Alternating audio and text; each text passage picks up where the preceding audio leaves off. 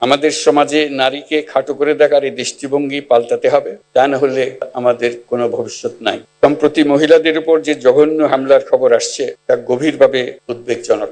জুলাই গণ অভ্যুত্থানে বাংলাদেশের ছাত্র শ্রমিক জনতা মিলে যে অসাধ্য সাধন করেছে তার সম্মুখ সারির ভূমিকায় ছিল এদেশের নারীরা। ফ্যাসিবাদী শক্তির প্রাণঘাতী অস্ত্রের সামনে হিমালয়ের মতো দাঁড়িয়েছিল আমাদের মেয়েরা।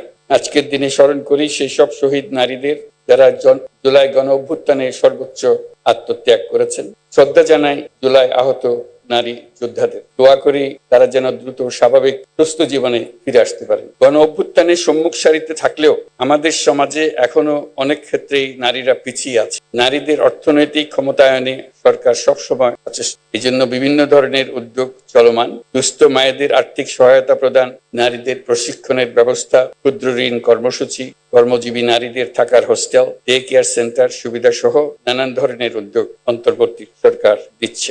নারীর প্রতি সহিংসতা রোধে সরকারের অন্যতম অগ্রাধিকার। অনেক সময় নারীরা নির্যাতনের শিকার হলেও তারা বুঝতে পারেন না কোথায় অভিযোগ জানাবেন। নারীরা যেন তাদের অভিযোগ জানাতে পারেন সেজন্য হটলাইন চালু করা হয়েছে। আইনি সহায়তা প্রদানের জন্য আমরা পারিবারিক সহিংসতা আইন 2010 হালনাগাদ করার উদ্যোগ নিয়েছি। যৌন হয়রানি প্রতিরোধ ও সুরক্ষা আইন প্রণয়নের কাজেও আমরা হাত দিয়েছি। আমরা একটি নারী বিষয়ক সংস্কার কমিশন করেছি, যারা তাদের সুপারিশগুলো শিগগিরই দেবেন। সম্প্রতি মহিলাদের উপর যে জঘন্য হামলার খবর আসছে তা গভীরভাবে উদ্বেগজনক। এটি নতুন বাংলাদেশের যে স্বপ্ন আমরা দেখছি তার সম্পূর্ণ বিপরীত। আমরা এই নতুন বাংলাদেশে নারী পুরুষ সকলের সমান অধিকার প্রতিষ্ঠা করতে অঙ্গীকারবদ্ধ।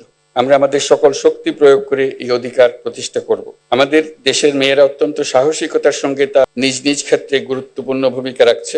কত বাধা পেরিয়ে দেশের রাজনীতি, অর্থনীতি সহ সার্বিকভাবে দেশকে এগিয়ে নিতে অবদান রাখছে। কয়েকদিন আগে তারুণ্যের শক্তিকে উজ্জীবিত করে নতুন বাংলাদেশ গড়ার লক্ষ্যে দেশ জুড়ে আয়োজিত তারুণ্যের উৎসব 2025-এ রেকর্ড সংখ্যক নারীরা cricket, football, kabaddi, badminton, volleyball, basketball ইত্যাদি খেলায় অংশ নিয়েছে। এই উৎসবে দেশের বিভিন্ন অঞ্চল থেকে 27,40,000 মেয়েরা প্রায় 3,000 খেলা ও সাংস্কৃতিক কর্মকাণ্ডে অংশগ্রহণ করেছে। এদেশের সর্বস্তরের নারী পুরুষ দর্শক সারিতে বসে তাদের উৎসাহ জুগিয়েছে। আমাদের সমাজে এখনো এমন বহু মানুষ আছে যারা নিপীড়িত মানুষদের পাশে দাঁড়ানোর বদলে তাদের খাটো করে দেখে, অবজ্ঞার চোখে দেখে। অথচ নারীর প্রতি সহিংসতা, নারী নির্যাতন প্রতিরোধ করতে হলে, বৈষম্যহীন সুন্দর বাংলাদেশ গড়তে হলে নারীর পাশে দাঁড়ানোর, তাদেরকে সমর্থন জানানোর কোনো বিকল্প নাই। আমাদের সমাজে নারীকে খাটো করে দেখার এই দৃষ্টিভঙ্গি পাল্টাতে হবে, তা না হলে আমাদের কোনো ভবিষ্যৎ নাই। আপনারা জানেন,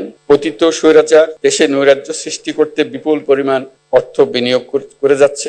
আমাদেরকে এখন ততটাই সতর্ক থাকতে হবে যেমনটা আমরা যুদ্ধের মতো পরিস্থিতিতে আছি। নারী ও শিশুদের নিরাপত্তা রক্ষায় সর্বোচ্চ সজাগ থাকুন।